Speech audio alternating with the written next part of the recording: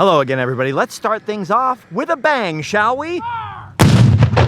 Ow! Welcome back once again to the Gettysburg battlefield, where for me, as I stand here, it is the third day of the 159th anniversary of the Battle of Gettysburg, the day the Union pulled off their victory. Yesterday, for me, when I was out here filming the reenactors and filming that video about Gettysburg's lost theme park, I got pretty freaking sunburned all over me, so it's back on with the long sleeves for now. The mix of being sunburned and dehydrated and jet lagged from returning out here to Pennsylvania for my van, and the van just being in an absolutely terrible state inside, just a mess from when I left it here when the transmission broke a month ago, helped me decide to stick it out here in Gettysburg for the rest of the anniversary on to the 4th of July. So I'm gonna try to capture anything else I see today that's explosively exciting, and then, like the Union Army after the battle, try to rest and recuperate as much as I can before pushing on. I'm just returning now to the high water mark of the Confederacy. You may remember a couple of weeks ago when I filmed that video about Pickett's charge here. Well, today is the actual 159th anniversary of Pickett's charge. And uh-oh, what's that? It looks like the rebels are coming. Look at those crazy dudes making the rebel yell, marching all the way across the fields of Pickett's charge, making their way all the way up to the angle, the famous angle we talked about last time. Wait a minute, I didn't know there were Ghostbusters in the Confederacy. Look at that Confederate fun pick session over here. I'm more of a Union man myself, but that's cool, I guess. Someone was just telling me that actually there have been lone wolves and little groups making their way back and forth across the field of Pickett's charge all day long today. It's kind of sweet, actually, and it was choking me up just a little bit, just for a second, because these Southerners came marching across the field, you know, recreating Pickett's charge, holding up this, and there's a whole bunch of Yankees sitting up here that were waiting for them. And when they got all the way up here, they're handing them water bottles. They're all having nice little chats. And I was just thinking about all of the men that had to die here 159 years ago in order for our country to be in one piece and have all these people from all these different places getting along, coming out here and able and hand back and forth water bottles and have funny disagreements over political hats that are being worn over there and stuff like that. Oh, the clickbait of our modern times always makes it want to seem like it's the end of the world all the time and Americans hate each other, but I am constantly seeing little vignettes, little scenes all across the country where people who disagree or differ widely come together in all kinds of amazing ways. It's a great country, and I feel very blessed to be a part of it with some of you guys. Okay, I've now come to the other side of the field of honor, the blood-soaked field of glory, and I'm standing in front of the Virginia Memorial with Robert E. Lee up there. On Traveler, I know Lee memorials are controversial in our day and age, but what better place to put a Lee memorial if you don't like Lee than the site of his greatest blunder, huh? I see some scattered Confederates right now, actually, resting in the shade. Others are kind of just milling around over here. We're about an hour away from the exact anniversary time of Pickett's charge. And look at this, General Lee doesn't look nervous at all. If only he knew what was coming. It's kind of crazy, because with the way this works out, the modern battlefield, Confederate Avenue is back here. That's roughly where all the Confederates were waiting in the woods, and then way up there where the Union forces were on Cemetery Ridge, you have Hancock Avenue, so you see all the cars parked there. And from up there where we were earlier, you can see this Virginia Memorial clearing in the trees and the cars back here. And so they do provide good reference points for the position of the two armies on that July 3rd, 159 years ago to the day that I'm standing here. Somehow I really thought I was going to see more reenactors today than I've seen so far. I saw more yesterday. I suppose a lot of people are still coming out of the COVID coma, and a lot more might just be waiting till next year when it's the 160th anniversary, a much bigger number. Well, I'm still happy. If I was going to be in town anyways, I definitely wanted to come out and complete the trilogy of days out on the battlefield for the 159th anniversary, even if I don't see anything else crazy. It was cool to be out here and have time to reflect. I don't know what, but it looks like something's happening here. Here comes a whole group of Confederate generals and colonels led by none other than Robert E. Lee that we just saw back there. I was trying to ask him if he'd ever heard of Robert E.T.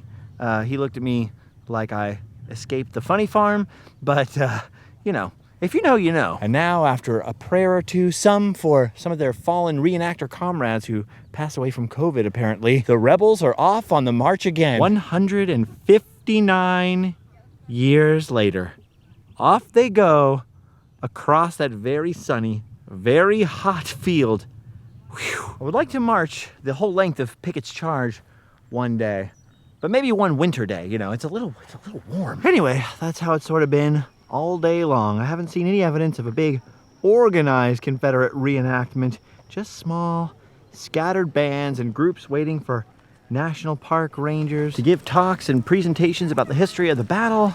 Maybe it's just less popular to reenact the Confederacy these days? I'm not sure, but I haven't seen too many rebels. Well, I decided, since I am in fact a Union man, a Union sympathizer, a Yankee, to come back across the battlefield one last time, I promise, for this year, over to the high watermark of the Confederacy, to the angle, to the place where the Union saved itself from Robert E. Lee's crazy Pickett's Charge. And lo and behold, what do I see at the high watermark of the Confederacy but the rebels that just marched across that field from where we were standing on the other side. This Union general's probably thinking, what the heck is going on here? You rebs gotta clear out. Once again, they're spending some time remembering their fallen comrade who used to portray General Lewis Armistead, who passed away right here, where they're commemorating him 159 years ago today. He actually had a great speech about how war is one of humanity's biggest flaws, perhaps the biggest war and bloodshed, but there are many paths to peace and redemption and forgiveness.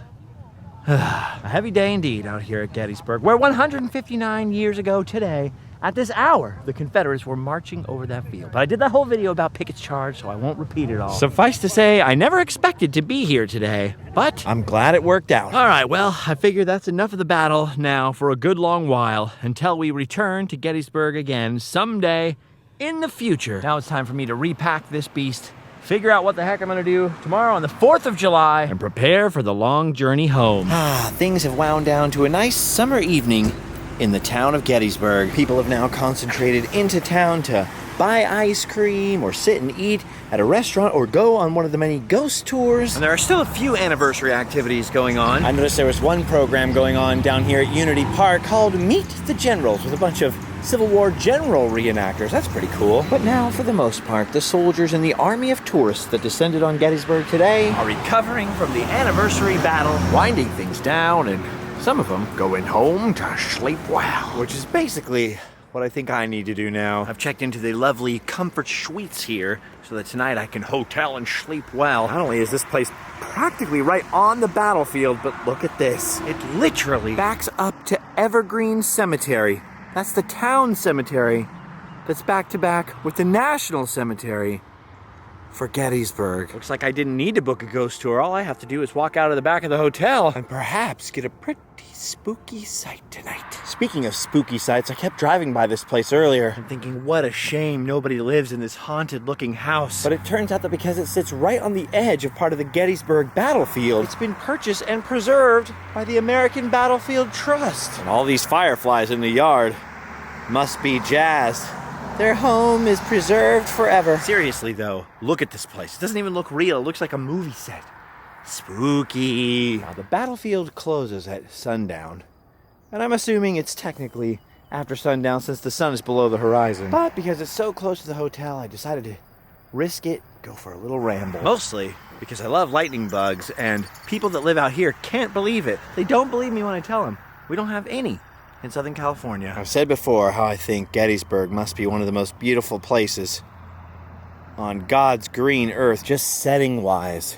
It's all subjective, of course, but I thought that even the first time I visited here when I was in like the 8th grade, and then later when I would come back on tour, I'd be like, man, this place is gorgeous. I mean, a lot of it just looks like something out of a Disney movie. I see the beauty in palm trees and deserts as well, of course. But come on, man, look at this place. This is unbelievably gorgeous. A summer night in Gettysburg. Almost makes me feel like all the drama I went through with the van and the traveling and the thousands of dollars was all worth it. Almost.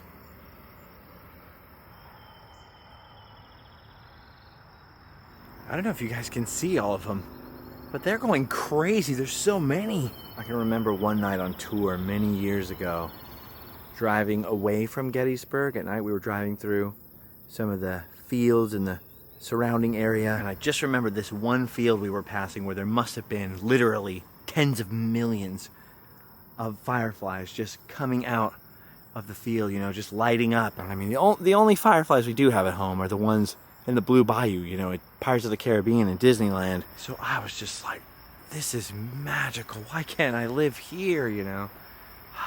They're gorgeous, man.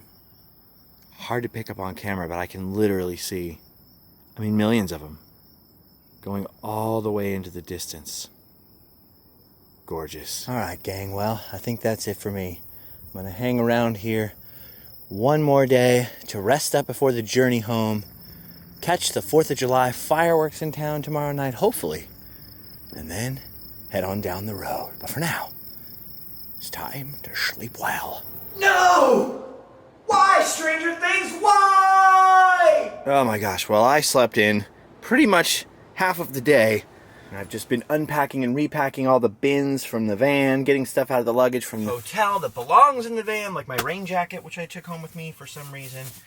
London wanted me to bring him some books to read, so I've got those. Got pants. I always have to have a pair of pants where you can reach it if for some reason you need some extra pants. So, pants.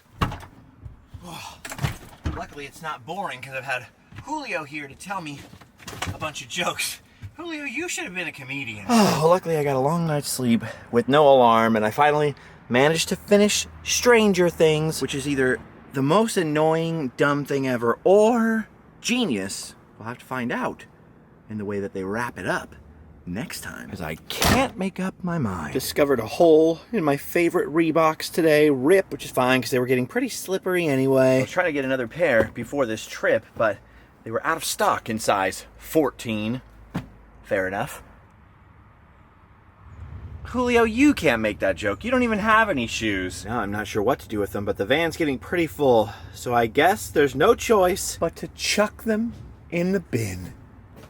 Now, something that's really annoying is I set up the van to have this duffel bag for my clothes in it, right? When I had to fly home last time, I had to buy this suitcase, so I used it to come back, and I was thinking about just chucking it away, but now I'm like, well, what if something else happens to the van? I gotta fly back again. I don't want to spend another $100 on one of these suitcases. And then I realized, well, maybe I should just be using the suitcase because I could fold this up inside of it and not waste any space. Maybe I'm not as dumb as I look. I'll tell you what, I definitely needed that sleep, and I'm definitely gonna need the one tonight also, because pretty tired from crazy 4th of July anniversary weekend in Gettysburg. It's really hot outside, like one of those things where you go outside for 5 minutes and you are covered in sweat, and it's going to be a long drive home. So, I'm just going to rest up, soak in the AC, and in a little bit, go out and try to see some fireworks and celebrate the birth of America. Okay, I've come out to the Gettysburg Rec Park, where there are food trucks and townies galore. Now it's just time to wait for the big celebration. Man, I should have brought a chair. I feel like I'm in that 4th of July carnival from Stranger Things. This is cool. Can't figure out where the fireworks are actually going to shoot off because no two lawn chairs seem to be pointed in the same direction. By the way, that was local band Schizophrenic playing a second ago. Not gonna lie, feeling a little out of place because, you know, all the townies are here. It's a small community. Pretty much everybody knows each other. I must be the only person who's friendless and alone here, but still. If there's one thing I love other than my family and friends, it's America. Oh, here we go. Yes! America! Look at that. Oh, the land of liberty. Long may it stand and long may the Star-Spangled Banner wave. Wow. Would you look at the size of those explosions? Incredible.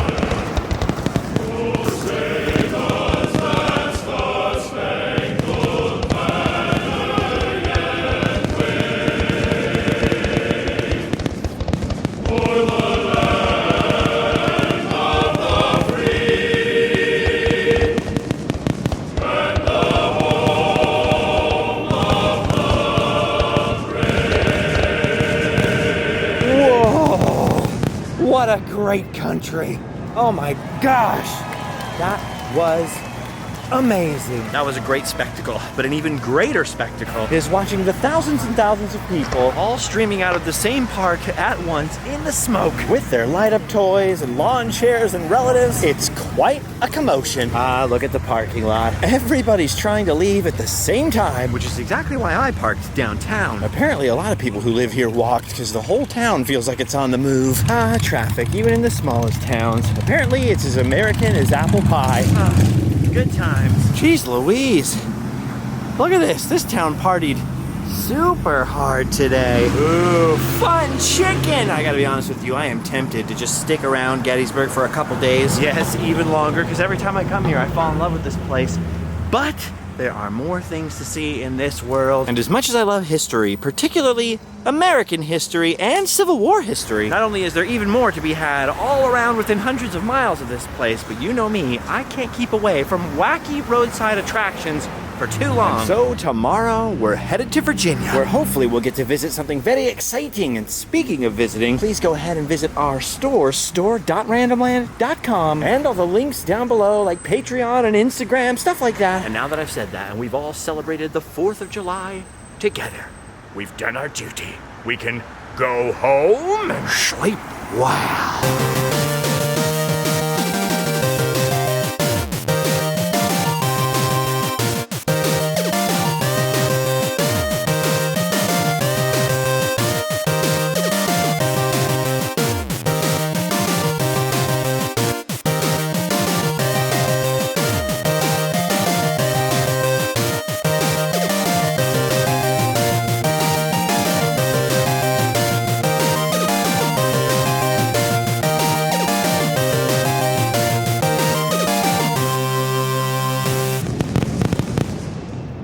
Good show, right, Julio?